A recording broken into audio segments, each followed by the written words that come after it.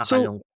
do you think in this age, our age na ano na tayo sa social media, do you think social media would help to probably control corruption? Kasi ang lawak nitong issue na 'to, eh.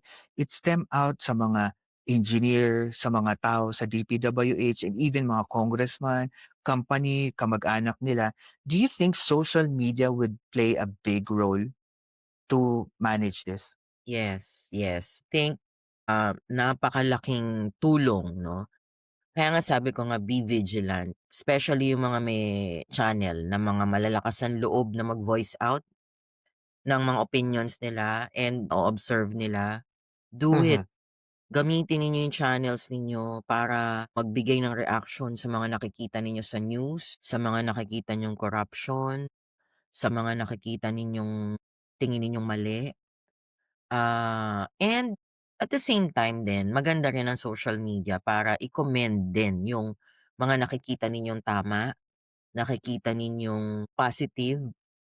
Kasi it's a way of not only, nalalaman, nakakarating 'no, na ipapatawid natin yung opinyon natin sa mga tao na involved or sa mga na malaman kung ano yung mga opinyon ng mga tao 'no, hindi lang kasi 'pag sinabi mong ako nag-voice out ako ng opinyon ko, I'm sure may mga mag-a-agree sa akin 'no, may mga taong iba na mag-a-agree sa'kin although may mga tao na hindi mag-a-agree.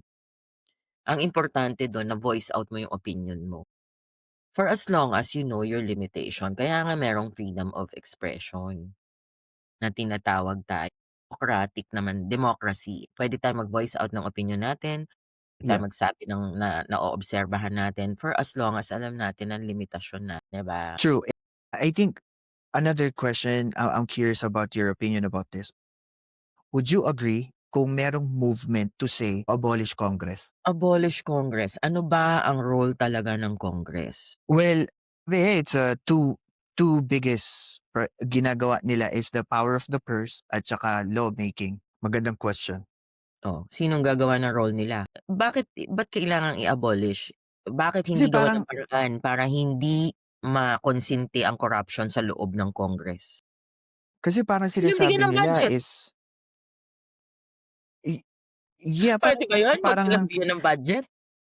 ang pinupunto kasi nila is imbes na maging lawmaker, nagiging budget maker. Kaya daw parang Exactly. nagsimula dun. Make them do what they are supposed to do. Make them do their job. Sino Hmm. makakagawa lang niyan? Yung mga nakaupo sa pinakataas. Gawin niyang patigasin niya na congressman kayo, gumagawa kayo dapat ng law, hindi kayo dapat nakikialam sa mga ganitong bagay. Dapat may limitation. 'Pag sinabing maggawa lang kayo ng law, gumawa lang kayo ng law. 'Wag na kayong makialam sa budget. But would that affect political affiliations? If ever mangyari yun, if ever ang kumpas ay manggagaling sa presidente, based on what the president focus on his administration, do you think there will be some differences on political affiliation? Oo, Sabi before yung yes. paru-paro G. Marami talaga, maraming mag-a-against sa kanya, maraming magagalit sa kanya, maraming bibitaw sa kanya. But the thing is, papaano ang gagawin natin kung hindi yung presidente ang gagawa nun, sino ang gagawa nun? Kumbaga there's really no way, eh, talaga we need to do drastic change. Lawmakers naman ang paggagawin mo ng law. Sasabihin mo na, hindi na kami ako halimbawa congressman ako, congresswoman ako, gagawa ako ng law. Hindi na puwedeng makialam ang mga congressmen sa budget. Siyempre kasama ako, manggagaling lang 'yun sa isang tao na hindi corrupt. Manggagaling 'yun sa isang congressman na hindi corrupt. Eh, most of them are corrupt. Oh, paano gagawin natin? Yun nga yung Paano gusto ko gagawin sabihin, natin? Oh, 'di ba?